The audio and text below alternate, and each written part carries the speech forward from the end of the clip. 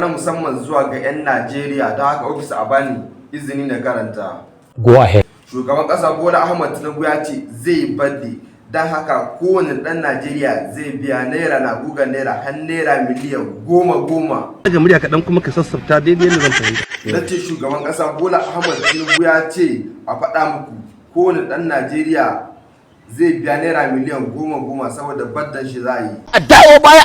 Kana so ka ce ba dawo da aka faɗa ba. An ka ce shugaban ƙasa Bola Ahmed Tinubu ya ce zai yi badda kowane ɗan Najeriya sai ya biya naira na guga naira miliyan 10 babu ba ƙarfi. Kai uwa ki ma daina salati don sai kin biya naira miliyan 10 ke ma.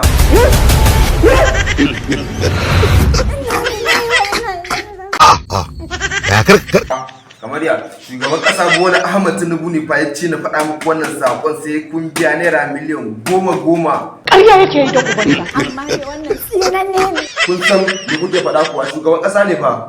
Ƙarya ne wallahi. Ba zai yi ba. Ai dole ne ma sai ya yi sai kun biya. To karance ka dogon bayani da bayanin da yake ina fata an fahimta ya zama sakon da shi. Dole ma a fahimta. Kai da yake yaro ne. A'a mafarki ne ne. Correction. Inna lillahi wa inna ilaihi raji'un. Da a faɗa ko ba ka da shi sai ka biya in ba haka ba a kwace gidanka. Ya isa. Ya yi wa shugaban kasa Bola Ahmed Tinubu ne fa. Kai me za ka ce a wannan magana? Abin da zan iya cewa shine kowa ya samu ya je ya biya wannan kuɗin. Kuma baka isa ba wallahi. To nawa kuke biya haraji a ƙasar? Kare rayuwa ce wannan. Rayuwa mai daɗi kenan kowa ya samu ya biya ya huta. Shasha. Wai ke da kin san mawa da wake magana kuwa?